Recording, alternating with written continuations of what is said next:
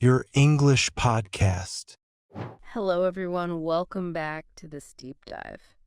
Today, we're looking into something lots of English learners face. You know those moments when the perfect word just poof, gone. It's really frustrating, Struggle. isn't it? Oh, absolutely. And the sources we looked at, they really emphasize how normal this is. Forgetting words, it's not really a failure, it's just part of learning. But yeah, as the research shows, it can definitely interrupt your flow, maybe dent your confidence when you're trying to speak. Exactly. But the good news is the material we explored has some really practical ways to help keep those words handy.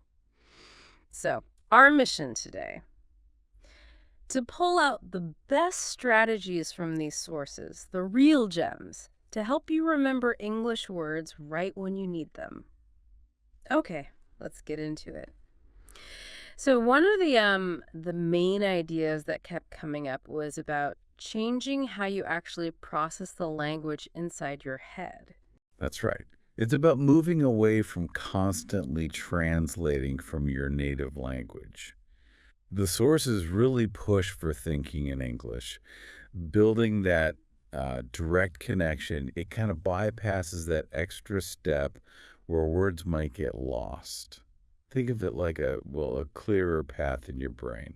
Okay, but how do you start doing that? I mean, does a source give a specific, like, an exercise? Yeah, actually, several sources suggested starting really small. One technique mentioned quite a bit. It's just, describing things around you silently in your head using simple English. Like, look at your desk and think, okay, the laptop's here, my mug is empty. Hmm.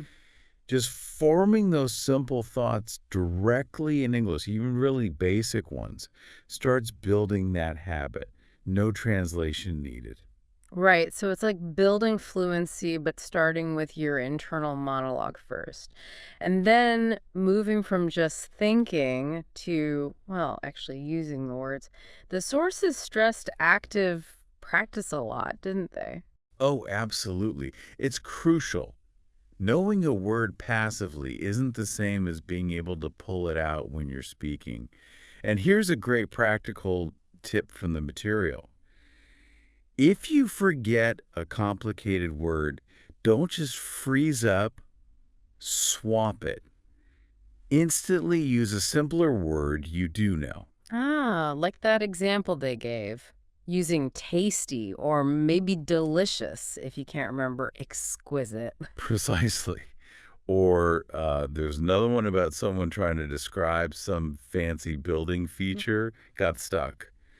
But they managed fine by using simpler terms like big round window and carved stone. It worked. Communication happened. Kept the conversation moving. That makes sense. It really does. And the sources suggest even just say 5 or 10 minutes of speaking practice daily, even talking to yourself makes a real difference. Writing helps too. By keeping a simple diary in English, it forces you to actively use the words. Okay, and what about context? I found that part really interesting, not just memorizing word lists. Right? Our brains seem hardwired to remember connected things better. That's what the research indicates. So, learning words inside a whole sentence, like "the sky is so beautiful today," creates these mental links, associations. It's like building a web, Mm. instead of just having isolated dots. Remembering one part helps you grab the rest. And flashcards, they still have a place, but maybe used in a certain way. They definitely do. One source even cited some data showing that short, consistent bursts of review, Hmm. like just 5 minutes every day, are super effective, not just for first learning it, but for really embedding it in long-term memory. It speeds up recall, too. Uses those spaced repetition ideas that came up in a few places. It's basically active recall training. Got it. So active and regular. Another big theme was immersion, watching, listening, but Yeah. it's more than just having Netflix on in the background, right? Exactly.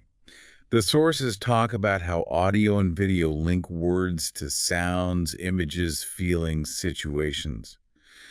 A common technique mentioned was using English subtitles first. Then, crucially, watching the same thing again without them.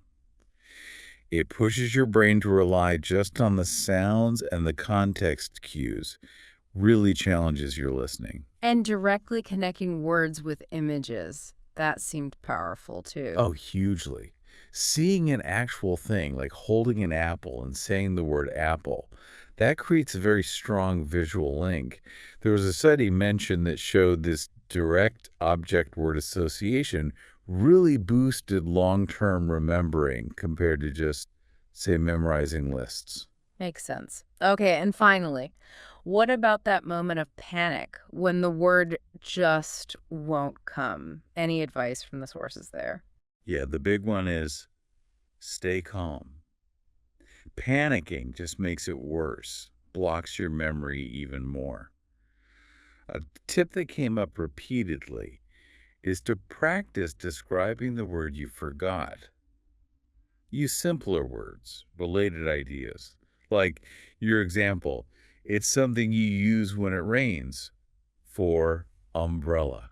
Oh, Interestingly, one source pointed out that doing this circumlocution, it actually strengthens your overall vocabulary network over time.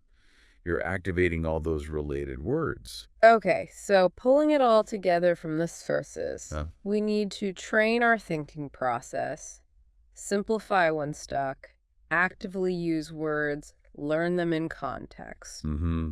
Build strong associations.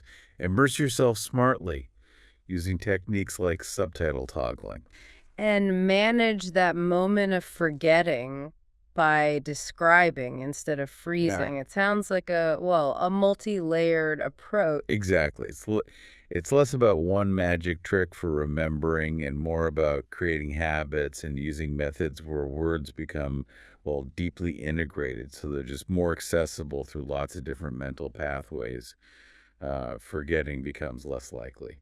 You know, what strikes me from all this material is maybe the goal shouldn't just be to remember words. Well, perhaps the focus should be more on finding ways to make English words truly unforgettable for you personally through that kind of constant, varied engagement that the sources talk about. Finding the mix of these strategies that really clicks. That's a really insightful way to put it. It's about making the connection robust and personal. Well, thank you for joining us for this deep dive into remembering English words.